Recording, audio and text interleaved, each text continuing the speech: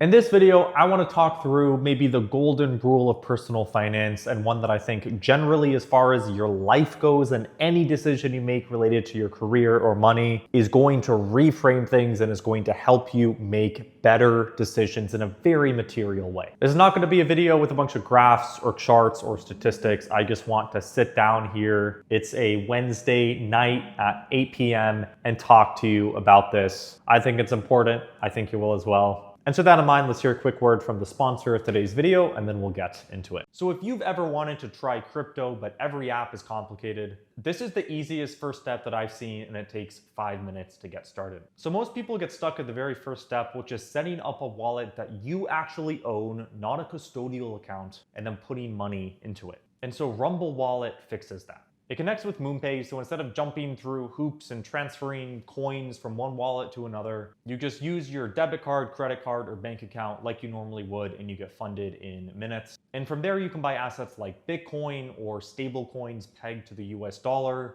or Tether Gold, which is digital gold pegged to real physically stored gold. And because it's non-custodial, you actually directly control access to your funds, not a bank, not a platform, you. And the best part for getting started right now, for a limited time on a first come first serve basis, if you download Rumble Wallet and use my code JohnLaw5, you get $5 in US stablecoin or USAT to start you off. So you're not starting from zero, and you can directly tip your favorite Rumble creators. So to take that first step and claim your $5 in US stablecoin now, you can go to this QR code on the screen or wallet.rumble.com/JohnLaw5.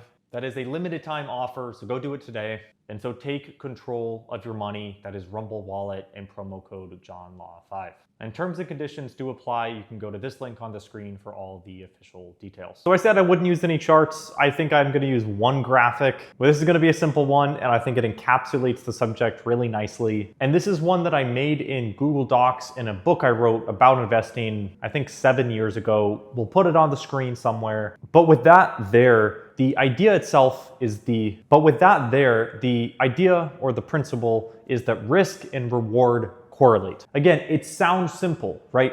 Risk correlates with reward. But if you start to think through how this affects everything, then I think you'll start to appreciate it and how it works. So the fundamental idea there is that the more you risk, right, the more you could lose, the more you have to gain. For example, if you buy a stock, if that stock could go up 400%, maybe it might also go down 80%. If you work at a startup as opposed to a blue chip company, yeah, you could make a lot of money because you made early stage equity, or it could fail and go to zero and you just got underpaid for 6 years. And so you can think of that very linearly, right? As the either probability that a reward increases or the quantity of the reward, right? The size of it increases in terms of the utility it delivers to you. Then the degree of risk also increases, which is either what you could lose or the probability that you lose it, or some combination thereof. That's just like a distribution in and of itself. And this relates to the idea of market efficiency, basically a perfectly efficient market, right? An ecosystem where people trade, you have money, you have goods and services, will have perfectly priced in risk and reward such that this is true. That very linear relationship is going to hold. Now, markets might not be perfectly efficient, and that's part of why this concept can be useful in practice. But if we just assume for a second that markets are mostly efficient because there are a lot of people with their own interests who kind of arbitrage out different opportunities, then what is one immediate second order effect of risk correlating with reward? It's, hey, if something is too good to be true, it probably is. If someone is telling you they just bought into this thing that is going to do incredibly well and there's no risk, you can step back and say, hey, I know that risk correlates with reward. There is no free lunch, so I'm paying something for the opportunity that is provided there, because if the opportunity was guaranteed, it would already exist. It would already be fully priced into the value of that. So that's a useful rule in of itself to come back to, which doesn't sound that useful until you find yourself in a situation where you look back and you were like, hey, I really actually needed that and didn't stick to this principle. Now, that does not mean, again, markets are perfectly efficient. There can be holes, there can be room, but those have to come from very specific places. For example, you having information that other people don't have access to. If there is an even playing field, then this will hold in the aggregate. But that's a core difference in the aggregate, right? If you take that bet, go buy that thing that a friend said is guaranteed to do extremely well 100 times. Maybe it'll fail 99 out of 100 times in the aggregate grouping of it, but one time out of 100,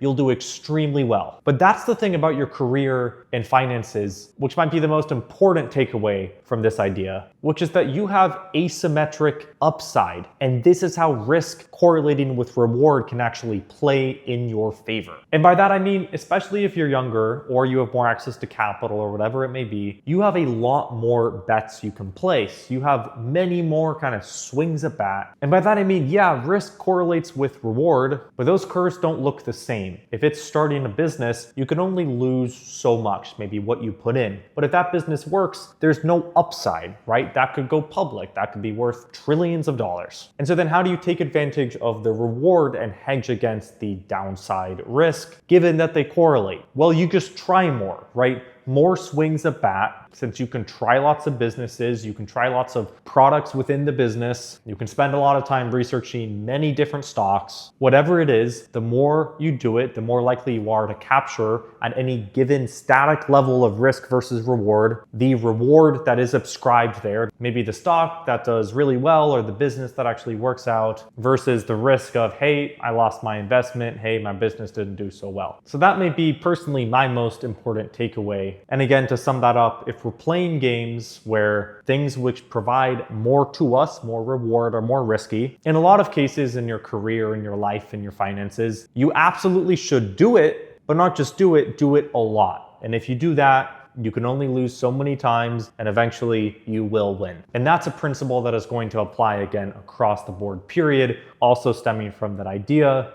of more risk, more reward, and vice versa. So that's, I think, 3 kind of second order effects that we've talked through. That's something which I think pretty fundamentally has altered how I go about starting and stopping and trying things in my life. That applies at the macro level, it applies at the micro level within some specific project or task you're doing. It's a useful one, and I hope you as well get some use out of it. And so this in mind, I wish you a fantastic day wherever you are in the world, and I'll see you in the next one. Cheers.